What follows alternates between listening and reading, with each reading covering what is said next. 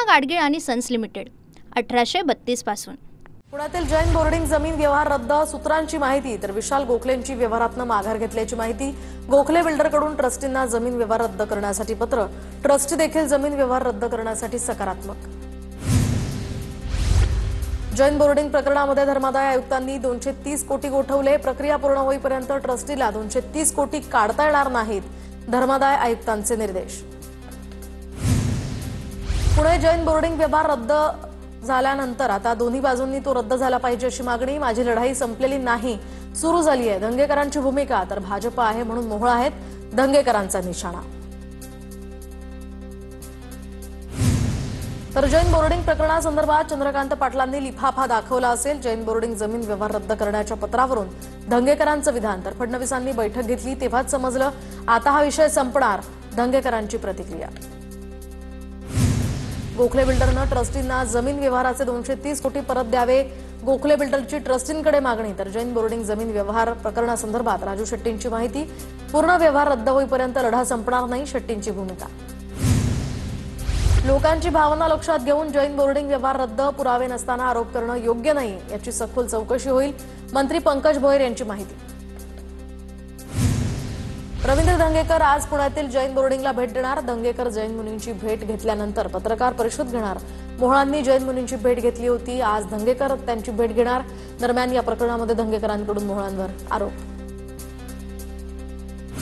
तर आमची लढाई अजून संपलेली नाही, जैन बोर्डिंगची संपूर्ण डील रद्द व्हावी, जैन मुनी गुप्तीनंद महाराजांची प्रतिक्रिया। तर भ्रष्ट अधिकाऱ्यांविरोधात कारवाई झालीच पाहिजे, गुप्तीनंद महाराज यांची सरकारकडे मागणी।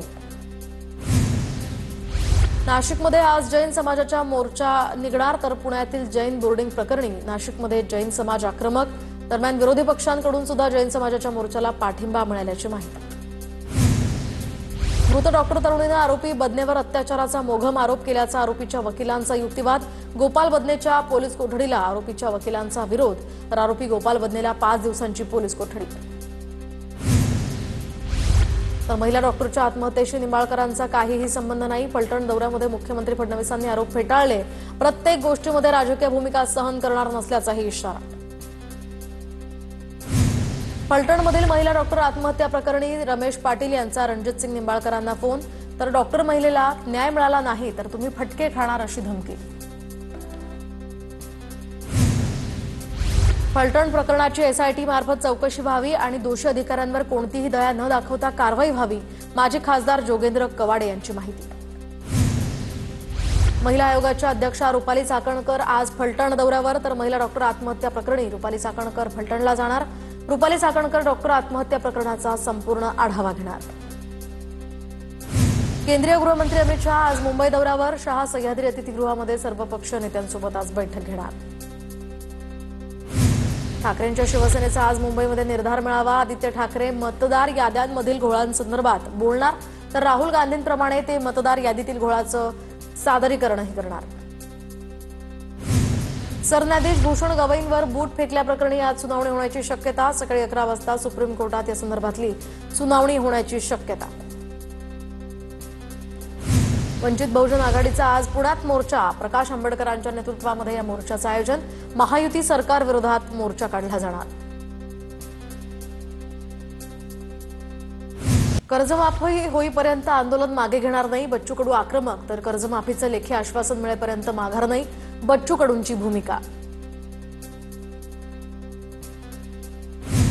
एका वर्षात पुन्हा मंत्री होणार, त्यात काही किंतु परंतु नाही, माजी मंत्री किंवा अजित पवार यांच्या राष्ट्रवादीचे नेते धर्मराव बाबा आत्राम यांचं गडचिरोलीमध्ये वक्तव्य। तर 5 वेळा निवडून आलेलो आहे, 4 वेळा मंत्री झालोय, आता पुन्हा वर्षभरात मंत्री होणार असं विधान आत्राम यांनी केलं।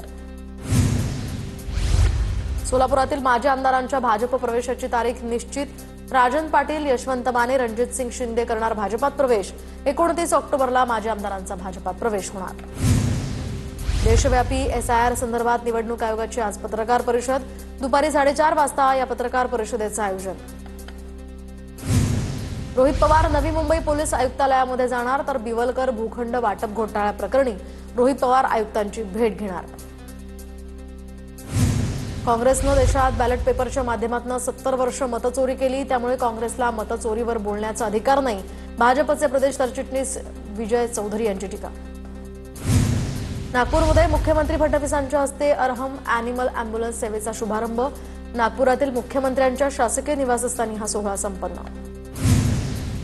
महाराष्ट्र राज्य माध्यमिक उच्च माध्यमिक शाळा मुख्याध्यापक संघाचे 64वे अधिवेशन कराडमध्ये संपन्न। पर्यटन मंत्री शंभूराज देसाईंच्या हस्ते याचं उद्घाटन, तर माजी मंत्री बाळासाहेब पाटील सुद्धा यावेळी उपस्थित होते। मुंबईमध्ये पुढील 2 दिवस अवकाळी पावसाची शक्यता। ऑक्टोबर महिना अखेरपर्यंत राज्यामध्ये पावसाची शक्यता, तर नोव्हेंबरच्या पहिल्या आठवड्यामध्ये राज्यातील हवामान कोरडं राहण्याचा अंदाज। पूना गाडगीळ आणि सन्स लिमिटेड 1832 पासून